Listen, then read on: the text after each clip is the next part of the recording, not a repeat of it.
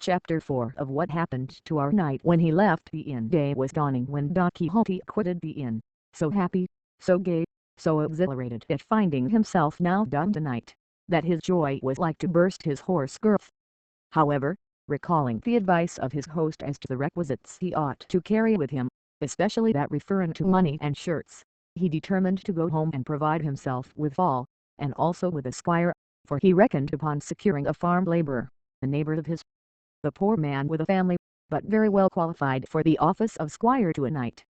With this object he turned his horse's head towards his village, and Rocinante, thus reminded of his old quarters, stepped out so briskly that he hardly seemed to tread the earth.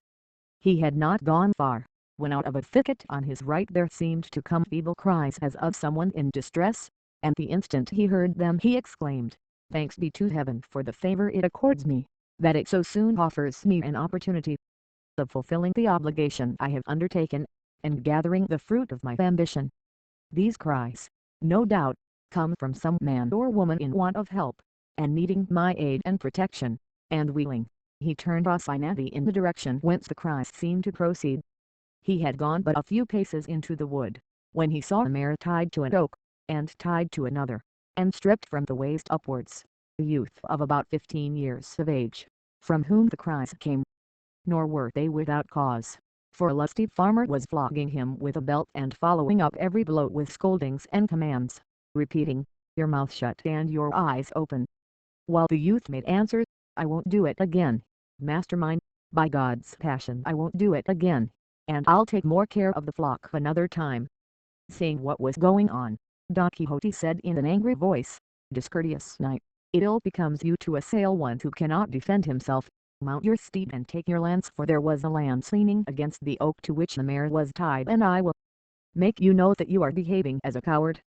The farmer, seeing before him this figure in full armor brandishing the lance over his head, gave himself up for dead, and made answer meekly, "Sir Knight, this youth that I am chastising is my servant, employed by me to watch a flock of sheep that I have hard by.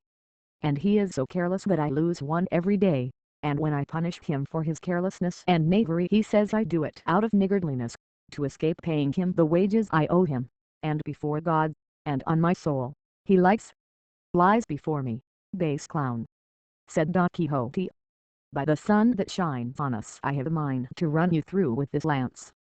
Pay him at once without another word, if not, by the God that rules us I will make an end of you, and annihilate you on the spot. Release him instantly."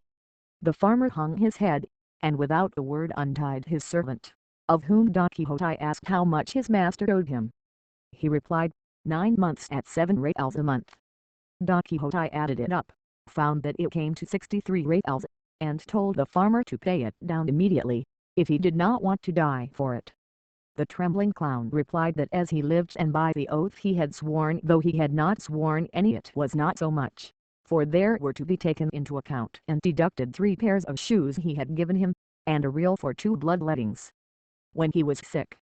"All that is very well," said Don Quixote, "but let the shoes and the bloodlettings stand as a step against the blows you have given him without any cause, for if he spoiled the leather of the shoes you pay for, you have damaged that of his body, and if the barber took blood from him when he was sick, you have drawn it when he was sound, so on that score he owes you nothing. The difficulty is, Sir Knight, that I have no money here. Let Andres come home with me, and I will pay him all, real by real." "I go with him," said the youth. "Nay, God forbid. No, señor, not for the world, for once alone with me, he would flay me like a Saint Bartholomew." "He will do nothing of the kind," said Don Quixote. "I have only to command, and he will obey me, and as he is sworn to me by the order of knighthood which he has received, I leave him free, and I guarantee the payment." "Consider what you are saying, señor," said the youth. "This master of mine is not a knight, nor has he received any order of knighthood, for he is Juan Haldudo the Rich, of Quintanar." "That matters little," replied Don Quixote. "There may be Haldudos knights, moreover, everyone is the son of his works." "That is true," said Andres, "but this master of mine, of what works is he the son, when he refuses me the wages of my sweat and labor?" "I do not refuse, brother Andres," said the farmer. "Be good enough to come along with me, and I swear by all the orders of knighthood there are in the world to pay you as I have agreed, real by real, and perfumed. For the perfumery I excuse you, said Don Quixote, give it to him in reals, and I shall be satisfied, and see that you do as you have sworn. If not, by the same oath I swear to come back and hunt you out and punish you, and I shall find you though you should lie closer than a lizard. And if you desire to know who it is lays this command upon you, that you be more firmly bound to obey it, know that I am the valorous Don Quixote of La Mancha, the undoer of wrongs and injustices, and so, God be with you, and keep in mind what you have promised and sworn under those penalties that have been already declared to you. So saying, he gave Rocinante the spur and was soon out of reach. The farmer followed him with his eyes, and when he saw that he had cleared the wood and was no longer in sight, he turned to his boy Andres, and said, "Come here, my son, I want to pay you what I owe you, as that undoer of wrongs has commanded me." "My oath on it," said Andres, "your worship will be well advised to obey the command of that good knight, may he live 1,000 years, for, as he is a valiant and just judge, by rock, if you do not pay me, he will come back and do as he said." "My oath on it, too," said the farmer, "but as I have a strong affection for you, I want to add to the debt in order to add to the payment," and seizing him by the arm, he tied him up again, and gave him such a flogging that he left him for dead. "Now, Master Andres," said the farmer, "call on the undoer of wrongs, you will find he won't undo that, though I am not sure that I have quite done with you, for I have a good mind to flay you alive." But at last he untied him, and gave him leave to go look for his judge in order to put the sentence pronounced into execution.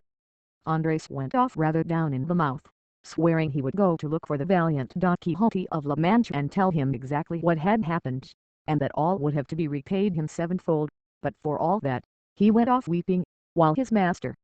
stood laughing. Thus did the valiant Don Quixote right that wrong, and, thoroughly satisfied with what had taken place, as he considered he had made a very happy and noble beginning with his knighthood, he took the road towards his village in perfect self-content, saying in a low voice, "Well mayest thou this day call thyself fortunate above all on earth, O Dulcinea del Toboso, fairest of the fair,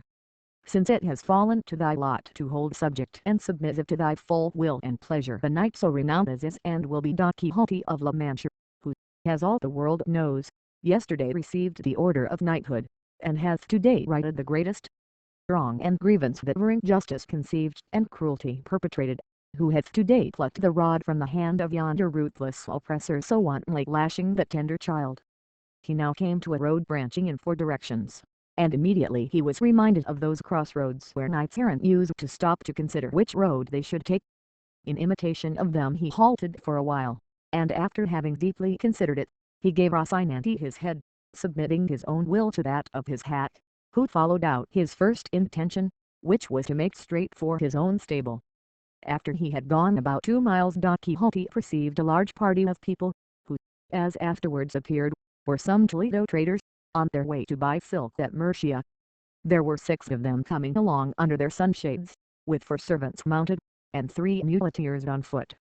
Scarcely had Don Quixote described them when the fancy possessed him that this must be some new adventure, and to help him to imitate as far as he could those passages he had read of in his books, here seemed to come one made on purpose, which he resolved to attempt. So with a lofty bearing and determination he fixed himself firmly in his stirrups, got his lance ready, brought his buckler before his breast, and planting himself in the middle of the road, stood waiting the approach of these knights errant, for such he now considered and held them to be. And when they had come near enough to see and hear, he exclaimed with a haughty gesture, "All the world stand, unless all the world confess that in all the world there is no maiden fairer than the Empress of La Mancha, the peerless Dulcinea del Toboso." The traders halted at the sound of this language and the sight of the strange figure that uttered it, and from both figure and language at once guessed the craze of their owner. They wished, however, to learn quietly what was the object of this confession that was demanded of them, and one of them, who was rather fond of a joke and was very sharp-witted, said to him, "Sir Knight, we do not know who this good lady is that you speak of. Show her to us, for, if she be of such beauty as you suggest, with all our hearts, and without any pressure we will confess the truth that is on your part required of us." "If I were to show her to you," replied Don Quixote, "what merit would you have in confessing the truth so manifest? The essential point is that without seeing her you must believe, confess, affirm, swear, and defend it, else ye have to do with me in battle, ill-conditioned, arrogant rabble that ye are, and come ye on, one by one as the order of knighthood requires, or all together as is the custom and vile usage of your breed. Here do I bide and await you, relying on the justice of the cause I maintain." "Sir Knight," replied the traitor, "I entreat your worship in the name of this present company of princes, that, to save us from charging our consciences with the confession of a thing we have never seen or heard of, and one moreover so much to the prejudice of the empresses and queens of the Alcaria and Estremadura, your worship will be pleased to show us some portrait of this lady, though it be no bigger than a grain of wheat, for by the thread one gets at the ball, and in this way we shall be satisfied and easy, and you will be content and pleased. Nay, I believe we are already so far agreed with you that even though her portrait should show her blind of one eye, and distilling vermilion and sulphur from the other, we would nevertheless, to gratify your worship, say all in her favor that you desire." "She distills nothing of the kind, vile rabble," said Don Quixote, burning with rage, "nothing of the kind, I say, only ambergris and civet and cotton, nor is she one-eyed or hump-backed, but straighter than a guadarrama spindle, but ye must pay for the blasphemy ye have uttered against beauty, like that of my lady." And so saying, he charged with levelled lance against the one who had spoken, with such fury and fierceness that, if luck had not contrived that Rocinante should stumble midway and come down, it would have gone hard with the rash traitor. Down went Rocinante, and over went his master, rolling along the ground for some distance, and when he tried to rise he was unable, so encumbered was he with lance, buckler, spurs, helmet, and the weight of his old armor, and all the while he was struggling to get up, he kept saying, "Flight not, cowards and caitiffs! Stay, for not by my fault, but my horses, am I stretched here." One of the muleteers in attendance, who could not have had much good nature in him, hearing the poor prostrate man blustering in this style, was unable to refrain from giving him an answer on his ribs, and coming up to him he seized his lance, and having broken it in pieces, with one of them he began so to belabor our Don Quixote that, notwithstanding and in spite of his armor, he milled him like the measure of wheat. His masters called out not to lay on so hard and to leave him alone, but the muleteer's blood was up, and he did not care to drop the game until he had vented the rest of his wrath, and gathering up the remaining fragments of the lance he finished with a discharge upon the unhappy victim, who all through the storm of sticks that rained on him never ceased threatening heaven, and earth, and the brigands, for such they seemed to him. At last the muleteer was tired, and the traders continued their journey, taking with them matter for talk about the poor fellow who had been cudgelled. When he found himself alone made another effort to rise, but if he was unable when whole and sound, how was he to rise after having been thrashed and well nigh knocked to pieces?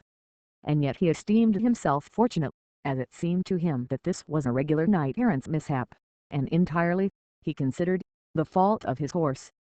However, battered in body as he was, to rise was beyond his power,